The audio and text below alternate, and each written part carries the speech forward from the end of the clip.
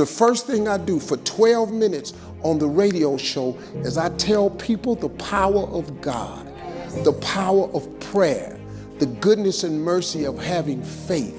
And then I start the radio show. Now, people tried to stop me from doing that 12 minutes. The people that own the company said, we want to play music when you first come on. I said, no, I'm gonna tell the people, don't forget to pray. But don't be ashamed to pray. And don't be too proud to pray. Because prayer changes things.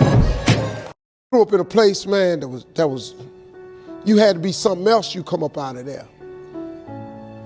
Prayer changes things. I was told I would never be nothing. Prayer changes things. I flunked out of school.